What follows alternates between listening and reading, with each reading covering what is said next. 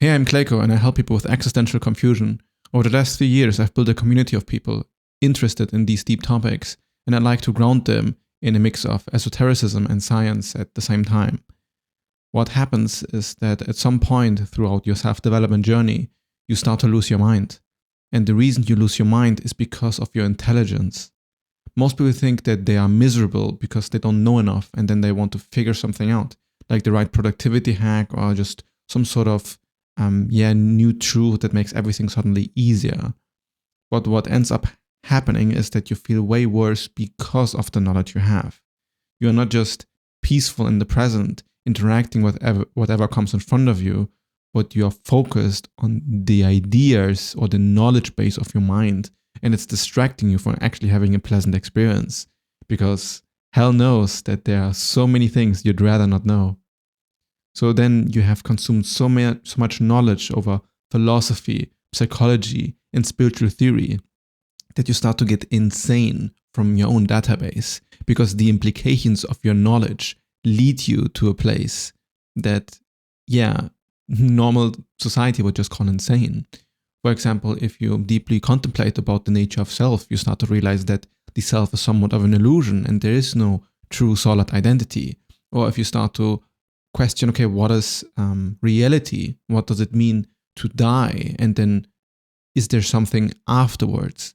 If you're very scientific and logically minded, you first might go through an atheist phase where there's just nothing and emptiness, but then usually you come to the conclusion, wait, if it's all just one reality, doesn't that kind of mean that I'm everything? And then there a lot of people get trapped in a loop of analysis and they never actually touch reality.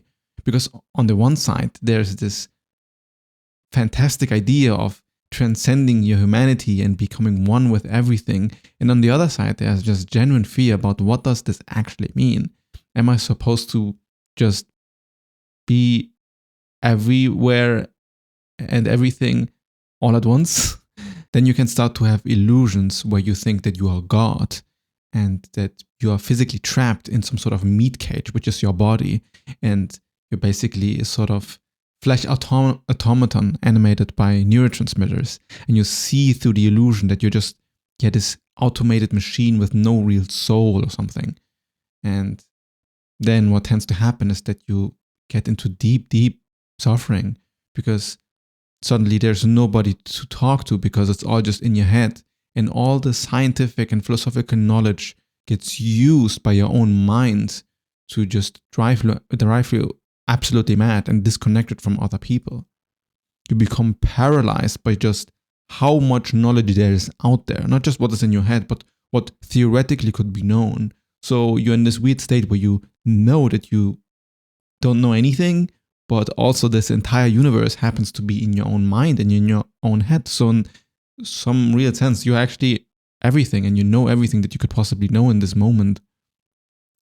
So then people tend to want to think themselves out of this mental prison so that there's some sort of freedom to be found in just finding like the matter of fact nature of how reality works. But then what ends up happening is that you kind of handcuff yourself in your own mind loops because you take the thoughts and your knowledge as the absolute reality and instead of just a facet of existence. So if knowledge and thinking created the problem, thinking more about it will not solve it. To solve this issue, first it is important to understand that there's no singular you that is controlling your own actions. Your mind is not a monolith, meaning that there are multiple pillars in your mind that is causing you to engage in one way or another. For example, you might have a hunger signal in your stomach and you don't even notice this and just think, I'm hungry, I'm going to eat something, and automatically react towards the decision.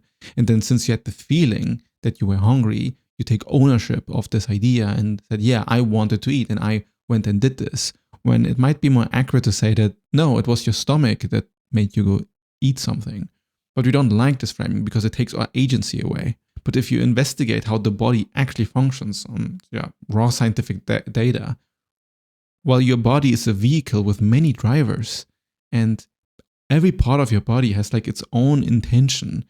Your pancreas and your lungs and your liver and your immune system and your vocal cords and your brain and your nervous system. These are all different systems interacting in your own body, determining what you're going to do. And then to just claim ownership of all of them and say, no, it's me that is actually interacting with the world, and I am the one that controls all of this. Well, who is then this I who's supposedly in control of all of this? It quickly stops making sense if you observe it rationally. So then feelings like lust, fear, the desire for more dopamine or ego validation, they all grab your own consciousness and they steer it into one direction rather than another. And a lot of the mental insanity then comes from forcing your body to move in a different way. And then you're in this internal fight where you're basically judging yourself endlessly for not being how you're supposed to be. And then you judge the entire outside world too for not being what it is supposed to be. And then your entire life becomes this difficult puzzle that you try to solve that seems to have no clear solution, because you are trying to find an identity, like a clear sense of self that has like a solution that just solves all of your problems. But this is just not how things work. When you're philosophizing about non-duality, your biological brain is still a monkey. You're not going to transcend the human body or the human mind, no matter how much you think about it. What you're actually doing is you're trying to minimize the energy expenditure of your own body. That's what you're trying to do all the time. You usually go towards the path of least resistance. What feels easier to do just comes more naturally to us, and harder work is, well, harder work, and we just tend to avoid it. And the mind, and the thinking mind specifically, is very good at avoiding the actually difficult task, to move in a way that brings your life further. Often is that what just takes more energy. But then your own biology is directing you to save energy. And then the mind just forcefully tries to solve this problem with the intellect or by thinking about it, which usually does not work. The intellect is a hiding spot. It is the ego using its own intelligence to construct complex stories about why you are in the position that you're in right now. If you're feeling stuck in your life, then the ego has this narrative of you that says why you're stuck in your life, either about your own personality, why you're not good enough about something, or just giving fault to your external environment and saying, oh yeah, I have no control of anything because I've been born in a bad family situation, and whatever other reason the mind comes up with. And then there you have an identity build that tells a story about why it is the way it is. And the moment you have told the story about yourself, then this is the reality that you're going to experience. It's just a narrative created in your own mind that then becomes reality. If you think yourself of being an unhappy person, or just an unsatisfied person, or a person that is stuck in life, then most likely you're going to behave in a way that reinforces this narrative. And by doing this, the mind can convince itself, or the ego can convince itself, that it is in fact a monolith. There are not multiple parts in me, but there's just this person that is a loser, or there's this person that is just lazy, or there's this person that is just kind of awkward or like an idiot. And then by labeling yourself as one thing, then everything becomes so much simpler. You don't have to go insane trying to solve some problem or trying to become a better person. No, you're just lazy and a loser, and there's nothing you have to do about it. But then this deep existential discomfort or pain with existence that says, okay, what's the point? What's the purpose? Why am I here? It won't let you get away with that. The insatisfaction actually points to the fact that you're kind of lying to yourself. So the way I like to envision all of this is that your ego has its own architecture. It's not just this abstract idea or this philosophical idea or this psychological idea, but let's imagine it as an actual architecture with a structure that has been built over your life. And this build now informs you subconsciously by how you're supposed to act. You behave in a way that is accordance to this ego architecture, because that's just your personality. That's how other people see you. And if you go against this, well, then other people will be confused about who you are or who you're supposed to be, and often give you pushback. And there we start to feel judged and guilty for our own actions. And we start to believe that we're not how we're supposed to be. I go way deeper in how this creates this feeling of existential loneliness and this feeling of madness in my Substack that you can find in the link below. Now I'm also opening up my community again. So if you have been in this community for a while but haven't posted anything, there's like a special thing for you. And if you're just completely new and want to check it out, you can check it out completely for free. It doesn't cost anything to just go in there and then have a look for how the community is like. And then to actually have access for the community is €7 a month, and it comes included in my Substack. We have this issue that we feel like we have this cosmic loneliness, that there's something in our experience that is just not satisfying enough. So what we either can do is we can label things just simply and say, this is just evil and this world is evil and I just suck. And then there's nothing we can do about that, and you become kind of nihilistic and just give up. But there's also the other side of the coin that leads you into spiritual madness or like educated insanity, because instead of letting yourself label something, you're actually always deconstructing, and you're always trying to figure things out and trying to improve in some way. And then the realization that there's no self, or that you are actually connected to the entire universe, becomes the idea that you are God personally. And then in your conscious experience, there can be this overwhelming feeling of totality. Like the entire universe has conspired itself for you to be here right now. And this is often perceived as a huge spiritual realization where you are identical to the field of perception. But if you are, let's say, a bit shaky in your identity, then this feeling twists into a kind of nightmarish solipsism, where you think you're the only experience in the entire universe and there's no other experience out there. And that from your exact point of view, you are God.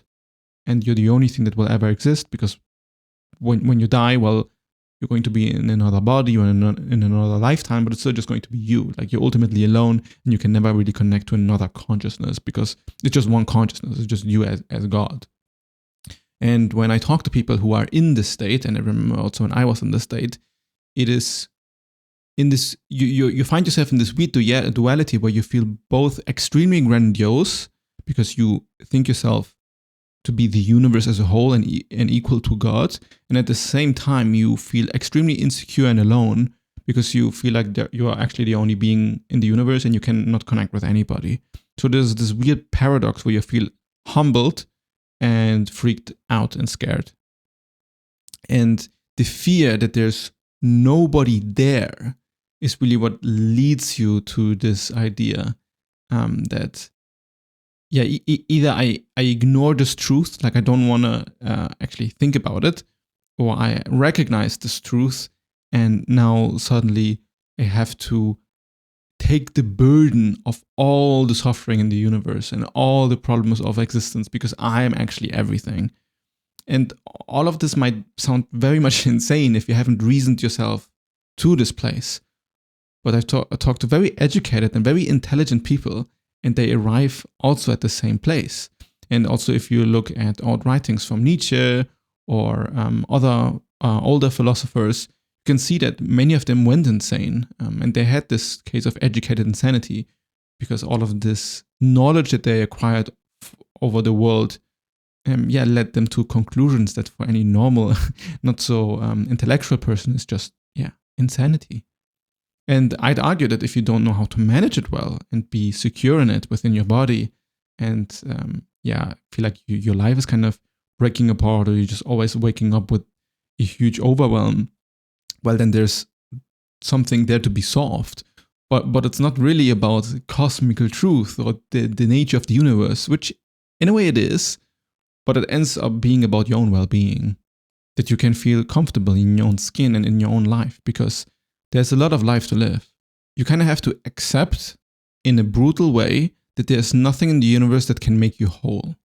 There's nothing that you can understand or get towards that just suddenly makes you whole as some sort of finite state, because the universe is not finite. It is the absolute opposite of finite. So if you're looking for something to satisfy your own experience, then you will always enter a loop of discomfort.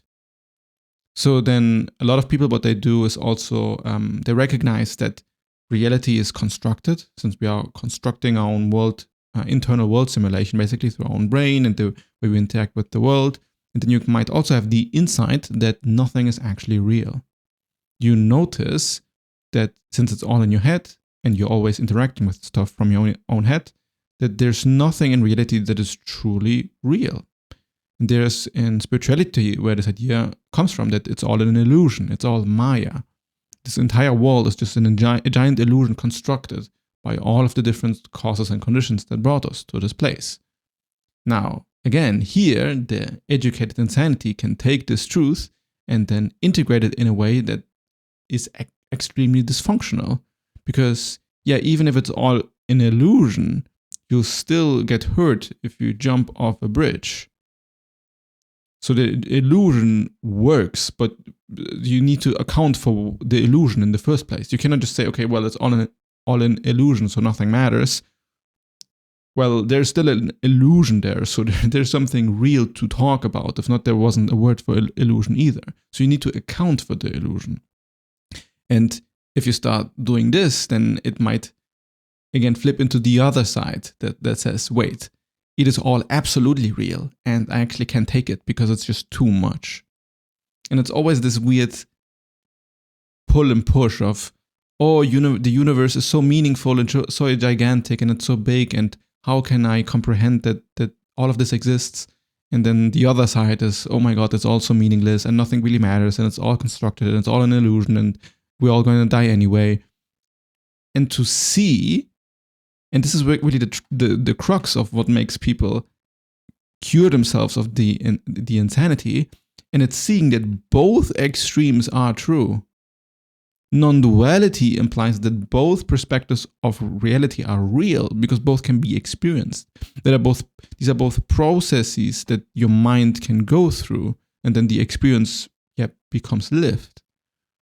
But usually if you feel like stuck in your life because you feel like everything is meaningless, then often what your mind needs to do is to see the other side of the coin and see how everything actually means a ton and everything is very valuable, and that's why you're scared of feeling the feelings in your body because they matter.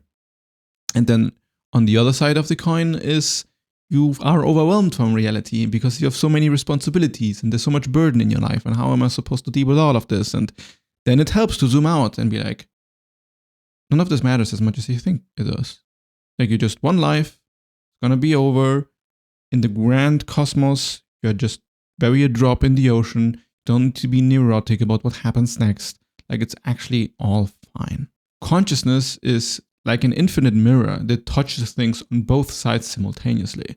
It's like right now you see me talking to you and I am talking to you directly, so we're having a connection here that is real. And then you might ask, okay, which side is realized? Your side realer right now or mine? Because from your perspective, you are alive and you are you. You're not me right now. So yours is realer than mine. But from my own perspective, this is complete BS. I am more real and I'm the only experience that I know right now, and I'm basically talking to no one. So, or to everyone. So from this point of view, which reality is more real? Well, both of us simultaneously. There's no contradiction here. We're just a mirror looking at consciousness from two different sides.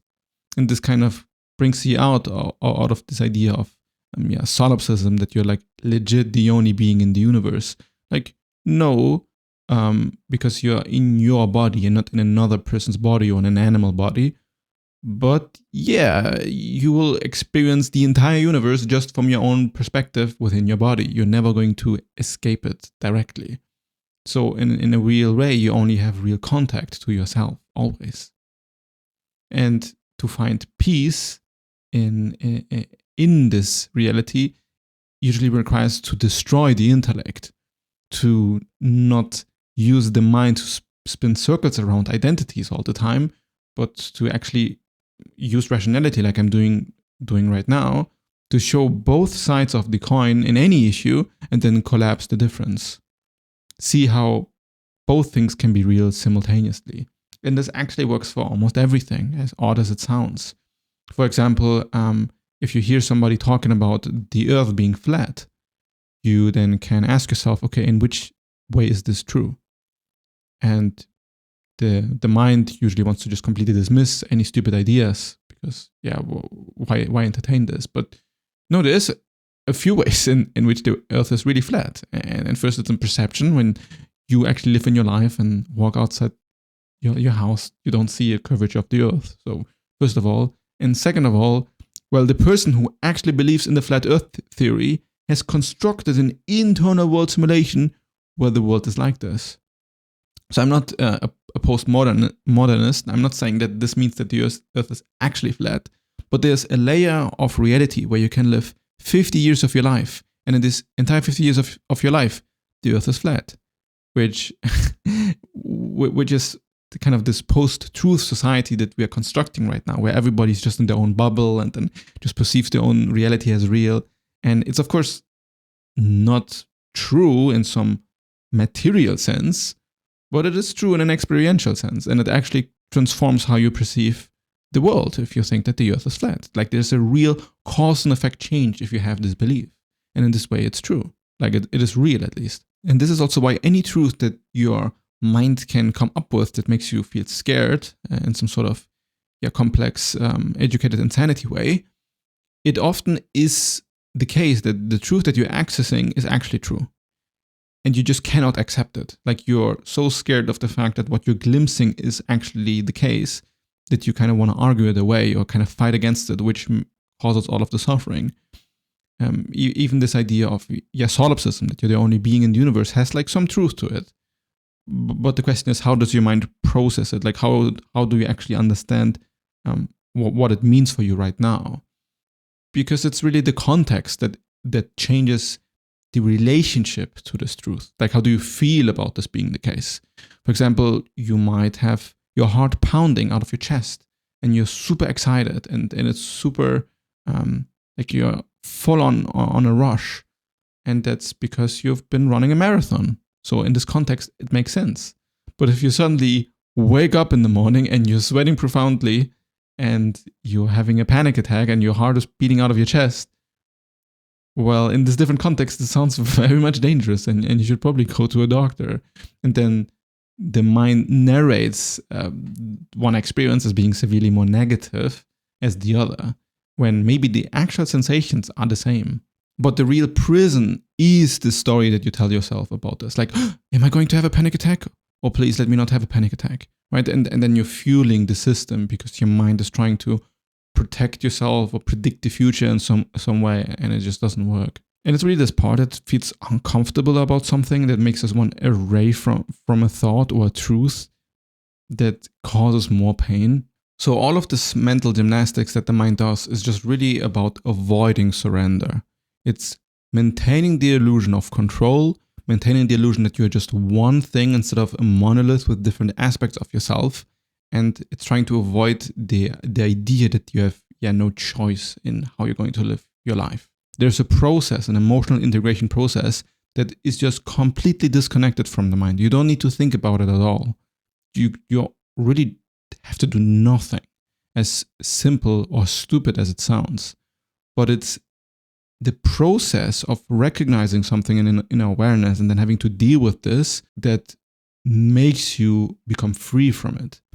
As long as your mind doesn't lose itself in some sort of tangle, which usually happens because we try to distract ourselves from the actual truth. And we don't want to sit with an experience. But awareness alone is curative. All you need to do if you want to change your behavior or change your relationship to life is observe and not judge what is going on. Because if you truly don't want something, like you're living in a way that doesn't serve you really, the only reason you're still doing it is because you're not actually noticing that it is not what you want. You're ignoring your own body telling you what you're actually supposed to be doing or what you actually want to do. Like if you're very tired and you're sleepy and your body is tired and you can notice this, but then you reject the feeling of the body, go to the mind and think yourself into why this universe is so awful, except to just go to bed and fall asleep. Because at the end, you are a flesh automaton. You are just a body that needs to manage itself. And the mind fighting for control or fighting for an outcome, it only distracts from what truly matters, or just to be one with your body and to live naturally without fighting with yourself. And then it becomes very clear that you have no fixed identity. You are just flowing through everything, and you don't need to solve reality. You don't need to think yourself into a theory of everything in order to feel content and peaceful with life. Then the intellectual mind can actually be used to invent something new or create something new or make art or being applied on your own personal development in a way that isn't this toxic narrative that is feeding you insatisfaction. So I have a community that you can get access to when you subscribe to my Substack, and I also do one-on-one coaching with my clients, and you find all of the info in the links below.